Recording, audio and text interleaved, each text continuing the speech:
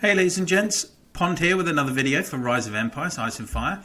Today I'm going to be talking about best cavalry hero combinations, and this is a subject that I get a lot of requests on. I did a video way back when I first started the channel, probably about 5 months ago now, and I covered kind of the top combinations up to that point. So I could just kind of want to do a refresh and update everyone, and like this week being Christmas week, I was trying to get some of my most popular requested videos done for you guys for the channel as a thank you from me to all of you. So first off, this is going to have quite a few combinations to talk about, so please bear with me. On the right hand side here, you'll see like I'm not doing it in my usual format. So on the right hand side, we've got a chart that is readily available online. It's put together effectively, well, originally it's put together by some Last Shelter survival players, and then this has been adapted to Rise of Empires.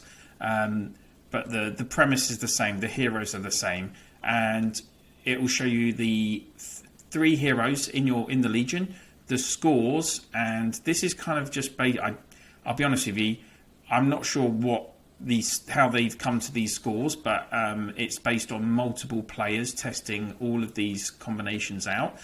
Now, just because a certain combination has a higher average score, that doesn't mean that it's going to win every battle against combinations that have a lower score. There are other factors involved in the game, of course, you know, whether it's ministerial, imperial buffs, the gear that you have, research, whether you're attacking or defending, if you've got Reign of Chaos combat specialty points activated and skills activated, loads and loads of different kind of impacts and effects. So it's not 100% kind of effective rule, but this is as an average how good they're going to be. So for those of you that are starting the game, you can see we've got various combinations here. Rough Rider, Yama or Orochi on the front rows. With Rogue middle row, he will definitely be the best middle row hero with that range of 4. He's got the slightly extra increased might and resistance, and he's got some like crowd control measures in there as well, I think, on his 5th skill. Back row hero at this stage, when you've just got the normal orange, you've got to go with either Hurricane or Heaven's Justice. I would generally say you're going to want to go with Heaven's Justice because you're probably going to use Hurricane for your archers. He's got this higher probability on his 8th skill, and most of his skills actually compared to Heaven's Justice, and you know, you want your archers to be doing that guaranteed damage. As we slowly go up, you'll see here we've got one combination with Rogue in the middle and one with North Rage. The only difference really is the combination with North Rage and Orochi is going to be more of a defensive combination there, because both of these guys are giving you extra HP, extra resistance, so it's going to be harder to kill the troops. But of course, again, they've got low hero skill percentages, so you're relying on Heaven's Justice to do all the kills for you. As then you go into unlocking Season 1, of course, you know, Lionheart is the back row Season S1 hero for Cavs. Bulwark is the middle row hero, and Ebony Knight is the front row. All 3 of the heroes have that extra might and resistance. A lot of their skills are slightly more advanced or do more damage, etc. So you are going to see better scores for them. Randomly, Yama is popped in here because that's probably a more offensive combination. Yama has that really high extra might for his Legion on his 6th skill. So this kind of combination would probably do you a similar or slightly more damage than if you just had Bulwark in there. I'm conscious, like, I don't want to dwell too much on these combinations as I've talked about them previously, but you can see we've got Beast Queen, Lionheart and the Immortal. That is again a combination that's going to do a lot of damage at Season 2. So this would kind of be your best combination during Season 2.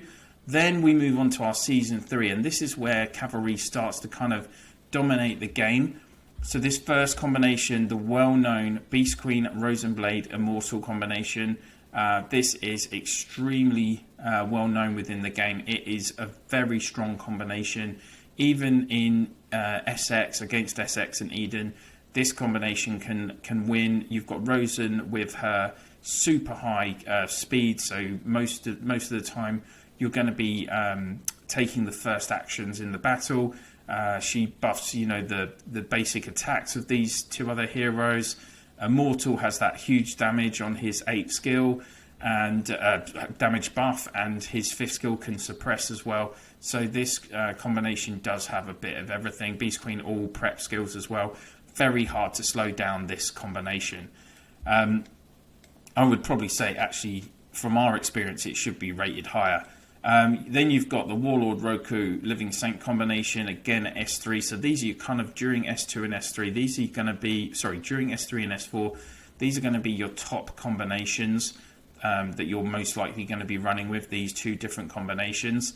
One thing to note is that Rosen does not work with Living Saint very well. Hardly not well at all, because Rosen, a lot of her skills are kind of buffing basic attacks, while Living Saint, actually her 8th skill stops her troops from basic attacking. So that's why you're never going to see Rosen and Living Saint in the same combination together. As you get into S4, you'll see that the Beast Queen gets replaced by the Brave on the front row of this combination. Brave has an awesome 8th skill that does a lot of debuffing of the opponents.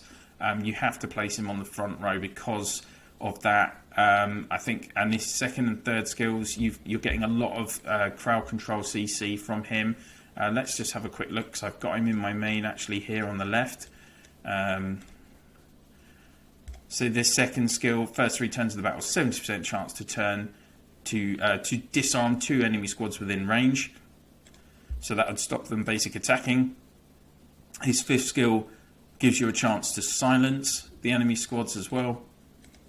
And then his 8th skill, in battle, enemy squad might minus 60%, resistance minus 60%, combat speed minus 100. So that's going to, if he's reducing combat speed by 100 and you've got Rosen buffing your combat speed, you're going to always be going first with this combination. Damage taken is increased by 5%, so that is going to buff what Immortal's doing for you. And then he's debuffing your opponent by reducing their damage by 5% as well. So 5 different elements to this 8th skill. Really nice. And interestingly now, actually, there has been, I was waiting for this to happen, they have updated the skill range so the Brave can work in middle rows more effectively. Previously, this effective range was always 3. And when I did the review on him, it was 3. So this is interesting. I've been waiting for this to happen. It did happen on the kind of sister hero in LSS, where they updated the range, and that's what they've done now in Rise of Empires. So Brave now is effective on the middle row. You can see all 3 of his skills are either 4 or 5 on the range. So you can definitely put Brave on the middle row if you needed to. Let's carry on. Windwalker, SX1, you're going to see now the various SX heroes on the front rows of these squads. So you've got Windwalker, Immortal, Son of Ragnar. Lot of damage going on there. Windwalker does damage, Immortal does damage, Son of Ragnar does damage, and also Son of Ragnar has this suppression element to him, confusion, on the 4th and 5th turns on his 8th skill, and his 5th skill gives 70% additional damage if your opponent has any crowd control, any CC against them. So like Immortal can give with his 5th skill, that can give suppression. Ragnar's 8th skill gives confusion. So you can, I'm not surprised.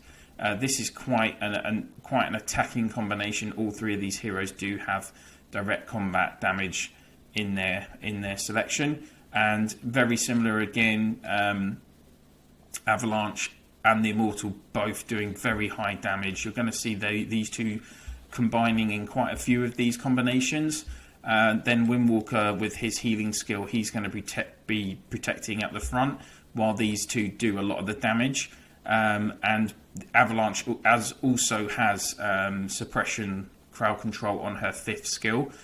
So you can get a fair amount of balance even with having the Immortal and Avalanche in a Legion, but you're not quite getting the perfect synergy. Again, same here, you've got Living Saint and the Immortal 2 killer heroes, again, so similar thinking to the previous combination. Windwalker Immortal, Rose and Blade, so slightly different order here, and again, it's just, Windwalker, let's have a look at Windwalker. There he is. First, so you got the first aid skill. You've got, and then this damage skill that he'll do 331% damage to 2 enemy squads within range, and then deals damage to himself crazily. And then the 8th skill, taunt 2 random enemy squads within range, lasting 2 turns, so that they hit him. That's so that his stackable first skill triggers. Make the squad into counter-attack status and return 150% damage when basic attacked. Increase 100% resistance. So that's really nice for his front. If you're increasing the resistance by 100% on the front row, that's a big buff. That's why you're seeing him here a lot. And then on we go. You're going to see Lorman a lot. She is a front row hero. I haven't done a review on her yet. I'm waiting for a decent battle report with her in. I do have her in my account. I just got a first copy for her in last season's rewards. Second skill, basically it's a counter skill. So when self squad is taking damage, there's a 50% chance to return that damage to 2 random squads within range. Not doing a lot of damage, but it's usually pretty much guaranteed to trigger a lot of the time. Her 5th skill is an awesome recovery skill. It's going to recover for both the self squad and 1 random friendly squad, and this maxes out at 90. I think it's 97% actually. Those percentages are wrong, and yeah, it's crazy good. It's a status skill, so it can't be stopped. So she is going to heal an awful lot. I think it's the 2nd best healing skill in the game behind Scanders. And then her 8th skill, 40% chance to reduce the damage taken by her squad and remove the damage that the enemy is doing to 2 of the friendly squads as well. It's weird. It's worded very strangely here, and some people have different opinions on what that wording means. My personal interpretation of it is that, again, it's just badly worded, that you're effectively reducing the damage taken by all 3 squads by 30%. That's my thinking, which is really nice. And she is a very, very good hero.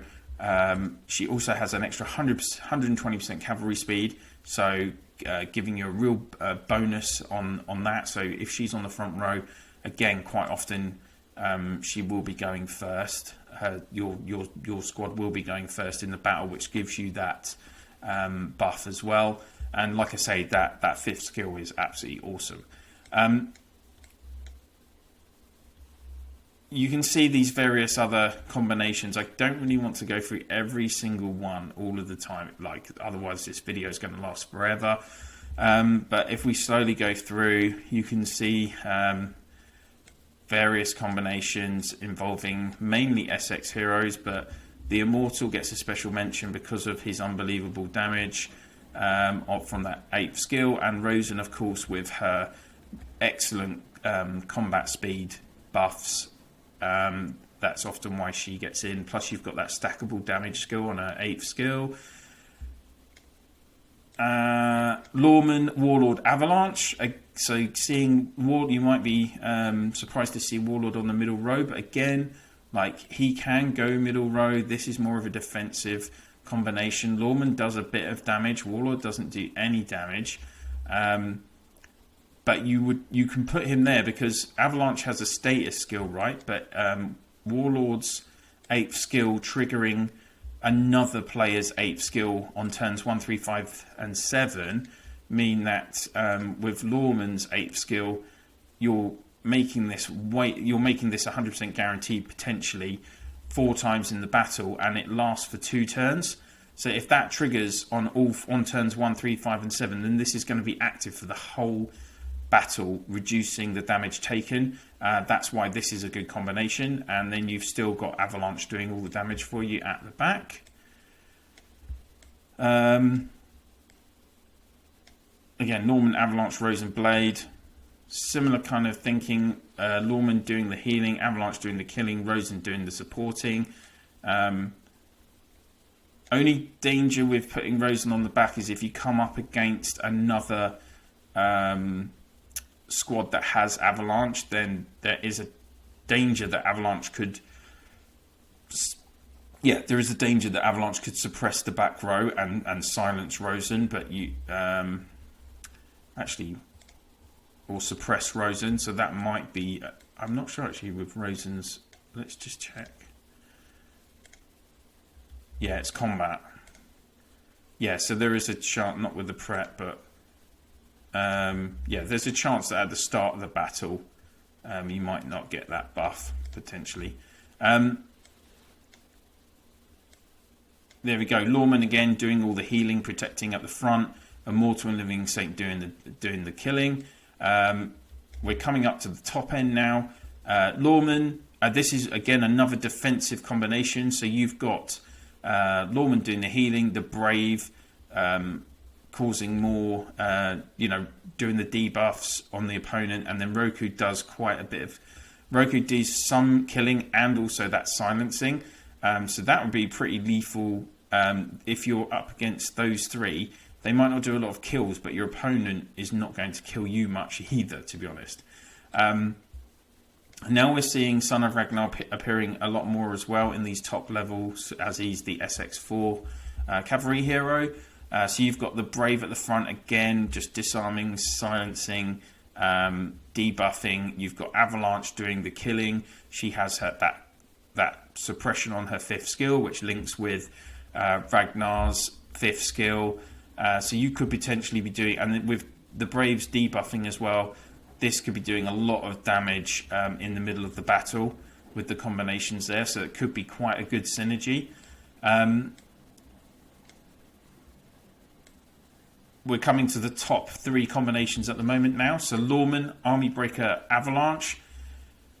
Again, this is the best defensive cavalry combination right now. Lawman healing a crap ton. Army with that awesome kind of combination that he's got. He's got healing too. So you've got 2 lots of healing going on there. So you're not going to lose a lot of troops with this combination. Army's got his suppression as well. He's got his 8th skill, which can give you extra might, which will give Avalanche a bit of a buff, which she's going to need. Lawman will do a tiny bit of killing for you, but really you're relying on Avalanche to do all of your killing, which is why this is a bit more of a defensive combination. But again, you're not going to lose a lot of troops with these 3 together.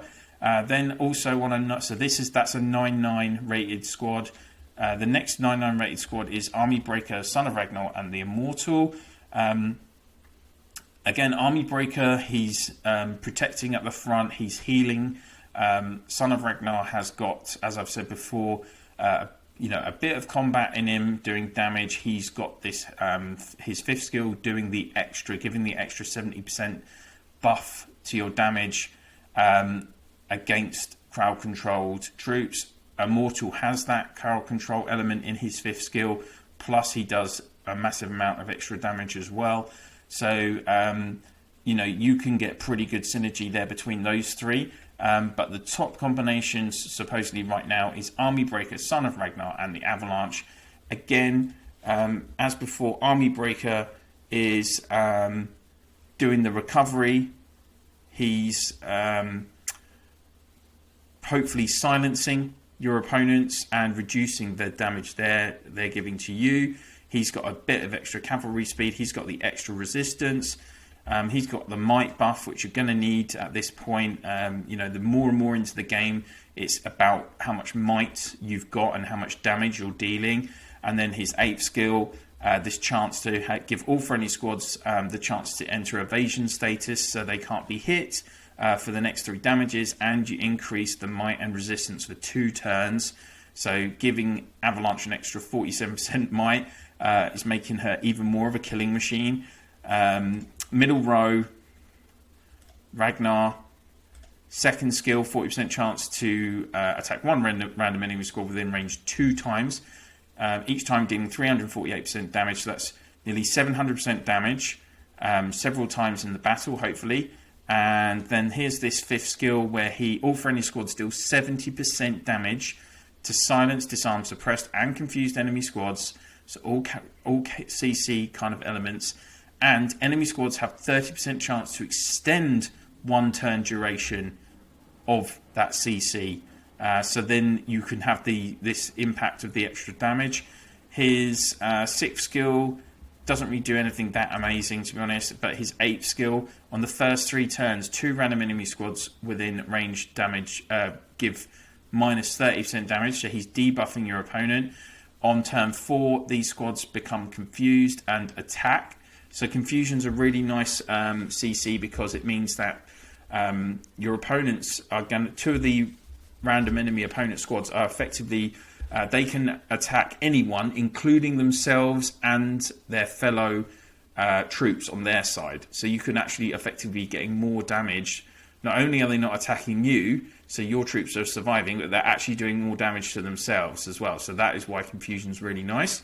And this is a prep skill, so on turn 4, these squads become confused. It's guaranteed, and it lasts for 2 turns. And so you'll get basically guaranteeing on turn 4 and turn 5 that this 5th skill is going to do the extra damage as well. And then when you combine that with the fact that you've got Avalanche doing the 60% chance to deal 226% damage to 2 random enemy squads with a cleave skill. Skill 5, you've got a 40% chance to do 595% damage to 1 random enemy squad, plus then a 60% chance to deal another 310% damage to the enemy back row and suppress them. So that would then, on the following turn, would take an extra 70% damage for when they're being hit because of Ragnar's 5th skill. And then you've also got her giving extra might, resistance, damage on top of everything else. And then her 8th skill, which stops her from, in combat, it says she can't be CC'd. Self-squad gains the clarity status immune to silence, disarm, suppression, confusion.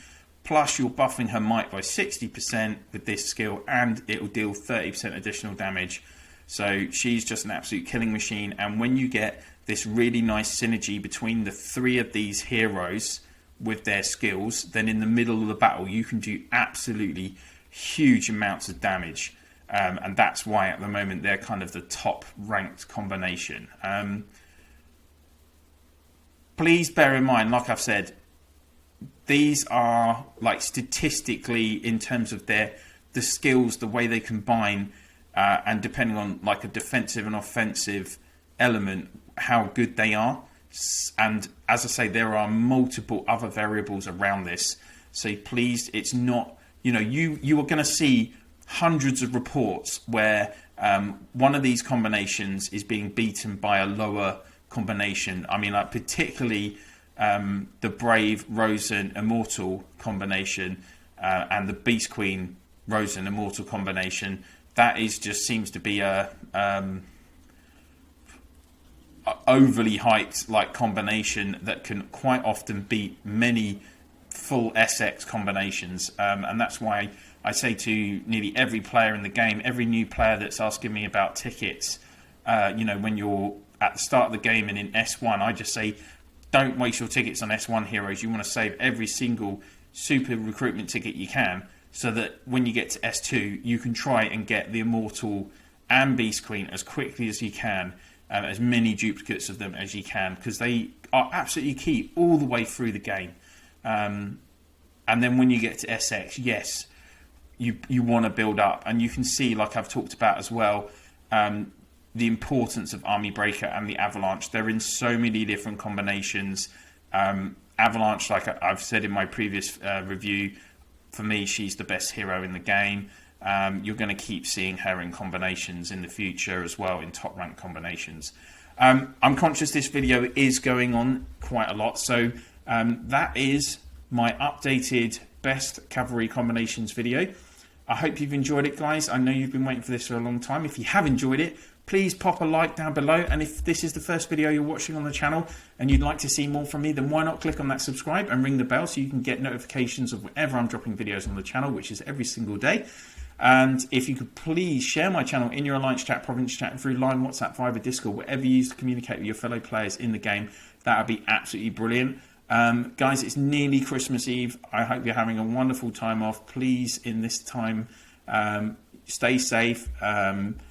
You know, protect yourselves and your families. Look after each other, and I wish you a very, if you're not watching any other videos from me this week, I wish you a very happy Christmas and a jolly New Year. And I'll see you soon. That's it for now. Take care.